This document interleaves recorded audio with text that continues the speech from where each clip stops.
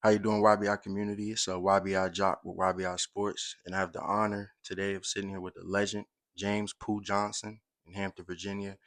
Profound figure not only in sports, but in people development as well in Hampton, Virginia, in the Hampton Roads area. So Pooh, the first thing I want to ask you is what sparked your love for sports, at an early age? Because I thought it was the common denominator. Mm, I could see people coming together in sports arenas and fields that wasn't coming together. It wasn't in the mix. mm-hmm, So sports at that renowned and at that time was the panicus was the thing that you can really relax and get into. mm, It pulled people together. Sports and music pulled people together more than any other uh, organization try to do. And that's why sports was something we could wake up in the morning and look forward to mm, of doing. It was something that we could do well. You see what I'm saying? yeah, So therefore, it was almost like cement. Everything was around support. We learned sportsmanship, teamwork.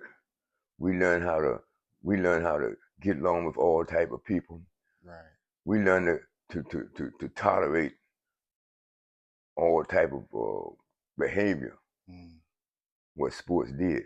It brought everybody together for one purpose that was almost like entertaining, but it had a learning effect. Win, lose, mm-hmm, how to put the game behind you. You lost 10-0 today, try not to lose 10-0 tomorrow. Life is you're gonna take some hits. You got to keep moving.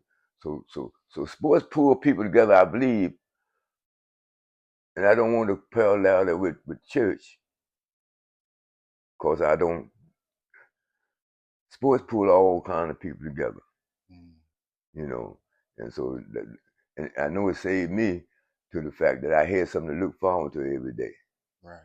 I had something you go play sports now, uh, but it made you to understand that some days, like Willie used to tell me, life is like that too. They throw you a fastball, next damn day you might get a curve. Mm, So that way life is. Man, you might prepare yourself completely. Sports teach you to say, all right, this day behind us, you go apply for a job, mm-hmm, you don't get it, you don't, you lose a game, next day it's another day. mm-hmm, So it hit a lot of sports and music, but especially our people together better, more than most people. And I don't want, and I don't want to, like you figure, uh, when you talk honestly, you say, well, Sunday morning when everybody go to church, you 11 to 1 o'clock on Sunday morning is the most segregated time in the whole damn world. Way back in the day, of mm, course, you had all black churches, mm-hmm, all white churches from 11 to 12 or 1. right. Then after you get out of church, things started, coming back. So sometimes when I say that, people say, "Well, what is he trying to say?" I'm trying to say the value of sports. The value of sports.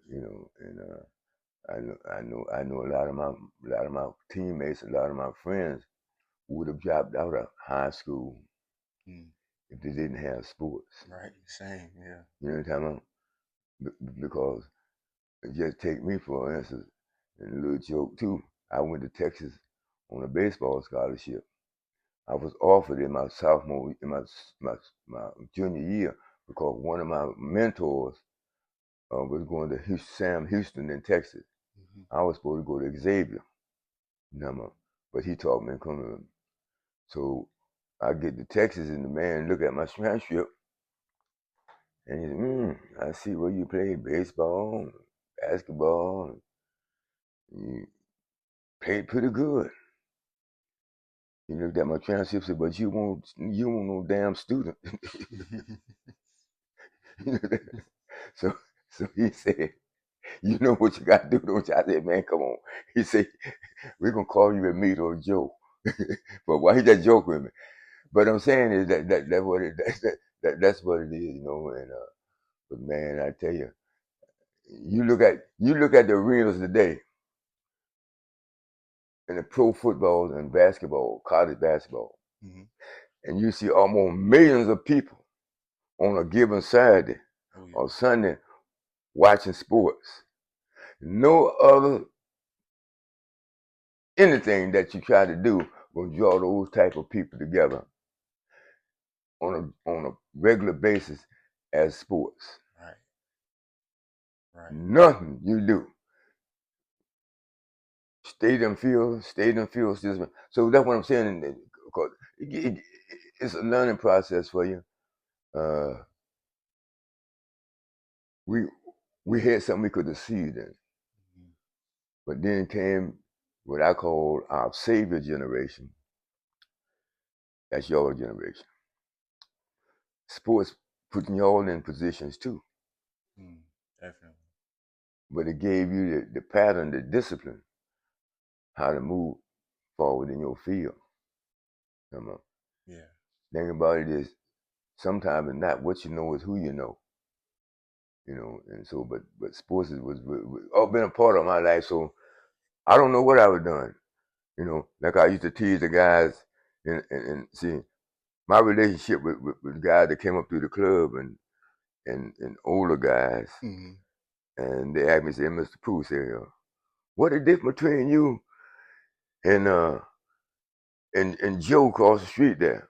Y'all came up together. I said, I ate out my bowl, food. He said, I got you. See? Then it dawned on what I told him. He said, God, man, I ain't never heard that. I ate out my bowl. So he know what I'm talking about, that other bowl that he didn't eat out. And that's just, you know, a little lifelong thing. But to narrow it down, man, I know I wouldn't have been where I was if where I am now if it wasn't for sports. Wow. That's just a beautiful answer, and you know that's why I just wanted to let you talk because it's so much honor and legacy with what you're saying, you know, and I definitely feel like sports is like that cultural connector, you know, for people. That was our, in other words, that was, we dominate. In other words, you know what I'm saying? Yeah. Bill Russell, one time when he made coach of the Celtics, and they asked him, said, "Damn, Bill," said, "when you gonna get some more black guys on that team?" He said, "When y'all let some of us in the damn boardroom." At that time, I said, "What is Bill talking about?" What he was saying is, when y'all gonna open up that damn boardroom for some black guys? You want us to let white guys into the Celtics? When are you gonna put some black guys up on that boardroom? And when you, not to cut you off, when you say that boardroom, you mean like executive positions, GMs, GM, you know what I mean, and everything. And time it changes. So therefore, right now, you look around, you see us out there. You know, we had to play con, man. You know, we had to eat our pride sometime. Yeah. And so long time ago, when we was called to compromise, they would call us Uncle Toms.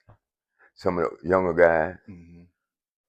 Tom was the black guy that was serving coffee in them damn meetings. And he was getting all the information on what they're gonna do, and he bring it downtown. Right. You know that. Yeah. So it's all about, man. It's all about being true, man, and everything. So man, what I'm trying to do is I took a promissory note out way back when the older guys had faith in me. I saw how they moved around in the community, how they compromised, how they kept our temper down low. You know, even though they were hurting, you know what I mean. So I tried to use that as a platform. You know, I was trying to, you know, because when you're young, you got to go through some things. Yes.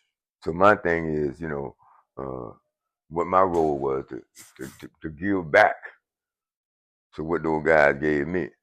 So that means that I had to have the patience and the structure.